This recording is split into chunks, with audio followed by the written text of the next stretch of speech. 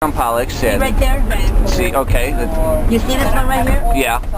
That's the Tiber, the symbol of the Tiber River. Okay. And that's Romulus and Remus that were suckling the she-wolf.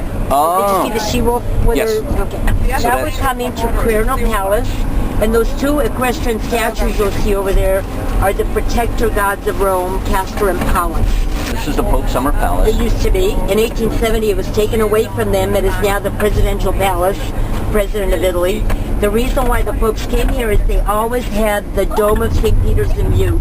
So if you look over there now, you'll be able to see the Dome of St. Peter's. Oh, yeah. Okay, so they wanted this.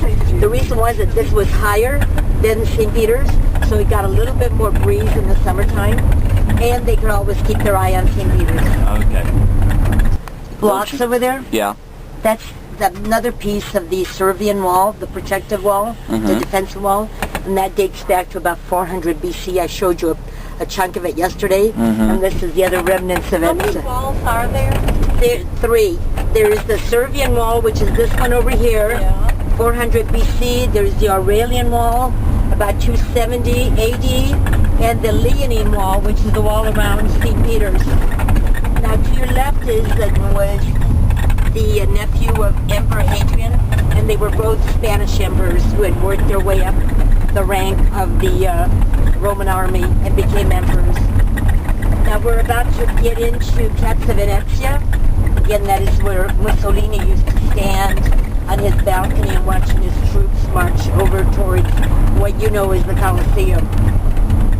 The Sun's Palace, Piazza Venezia, or Palazzo Venezia. And that's where Mussolini. Yes, that balcony right there. This is the front side of the monument to Victor Emmanuel. It was made with Russian marble, which is very, very soft. So after only 130 years, it's washing away. There was some talk that they would have to destroy it. They're going to destroy this whole thing? They were taught what you know as the Coliseum, whose real name is the Palladian Amphitheater, built under Emperor Vespasian. It was initiated under his reign, and it was inaugurated under his son Titus. On either side of this road, which is the Fori Imperiale, is what's the remaining part of the Forum. This road was built by Mussolini because he wanted to watch his troops marching from Piazza Venezia all the way down to the Coliseum, where the fleet in front of St. Peter's, because he wanted to widen the road to reconciliation between church and state. And he named that street Via della Conciliazione, which means the way to reconciliation. Oh. So Mussolini was big on making these wide open streets like this. And why is this named the Coliseum if it's the Flavian Amphitheater? This is called the Coliseum because they found a colossal head of Emperor Nero. This actually used to be Nero's lake house. So they found a colossal head of Nero, the Coliseum, the colossal one, since about the year 1000. And all those holes that you see on the front of it, those pot marks, a lot of people think that it's because it was damaged during World War II, and it wasn't. In fact, that's where the metal clamps used to be. They used to hold the travertine in place. See how they're sort of spaced very equally all around? And that's why I used to hold the metal clamps used to be there to hold the travertine.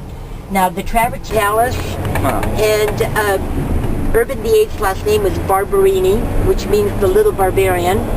So they have an expression in Italy, that which wasn't done by the barbarians was done by the Barberini. This is Constantine's Arch, the Arch of Constantine right there.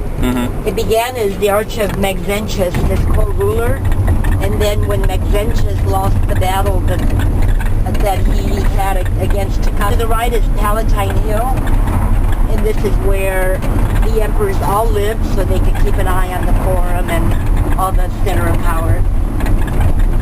This is FAO, the Food and Agricultural Organization, and this is the branch of the United Nations that distributes food all over the world. The Italians felt they were the only ones uniquely qualified to be in charge of anything to do with food. So when they were dispensing the various portfolios, Italy argued that they were the only ones that could really do anything with food.